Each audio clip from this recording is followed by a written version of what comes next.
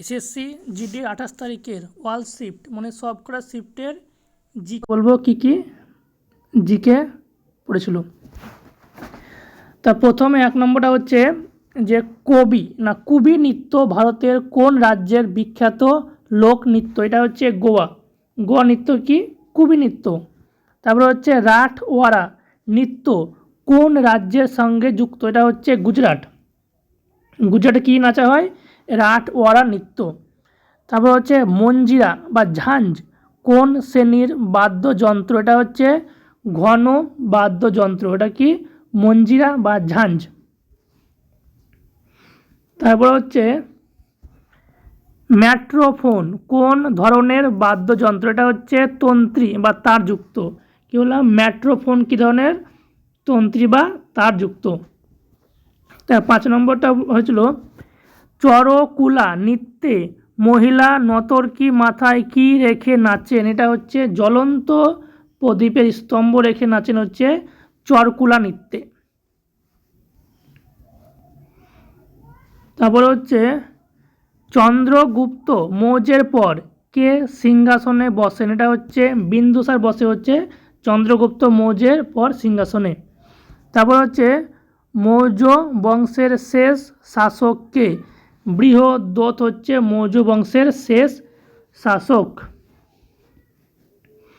তারপর হচ্ছে বিন্দুসারকে গ্রিক লেখায় কি নামে ডাকা হয়েছে? এটা হচ্ছে অমৃতাঘাত বলা হয় গ্রিক লেখায়। তারপর হচ্ছে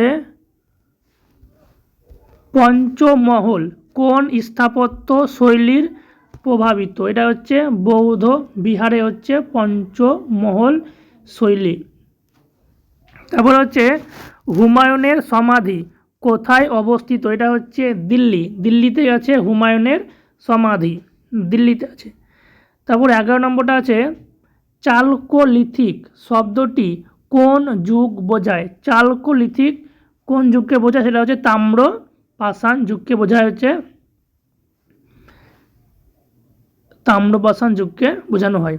তারপরে 12 নম্বরটা হচ্ছে মহেঞ্জোদারো আবিষ্কার 1922 সালে কে করেন? এটা হচ্ছে রাখাল দাস বন্দ্যোপাধ্যায় করে হচ্ছে মহেঞ্জোদারো আবিষ্কার।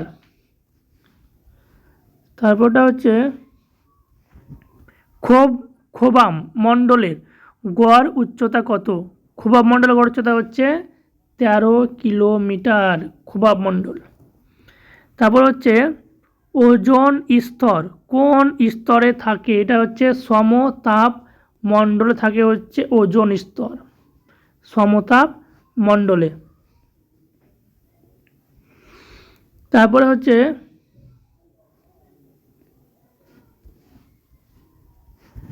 চিল্কা হ্রদ ভারতের কোন রাজ্যে অবস্থিত? এটা হচ্ছে উড়িষ্যা, এখন নাম হচ্ছে উড়িষ্যাতে আছে চিল্কা হ্রদ।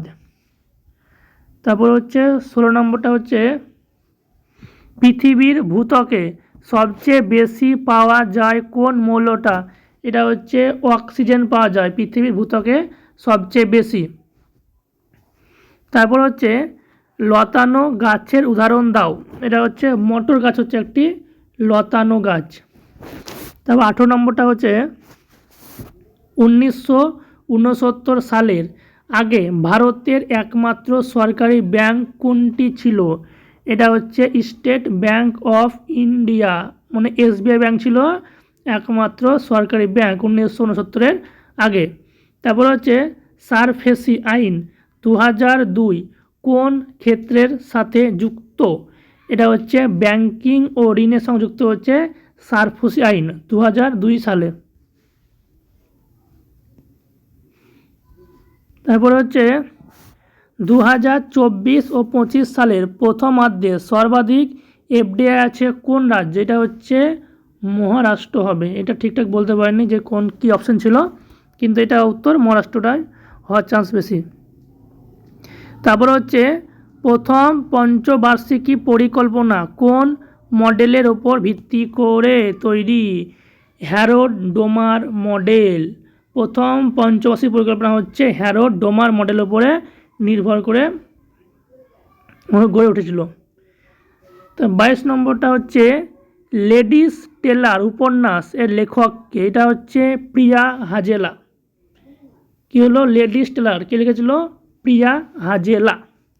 তারপরে হচ্ছে আনন্দমঠ উপন্যাসের লেখককে, এটি লিখেছিল হচ্ছে বঙ্কিমচন্দ্র চট্টোপাধ্যায়, লিখেছিল হচ্ছে আনন্দমঠ।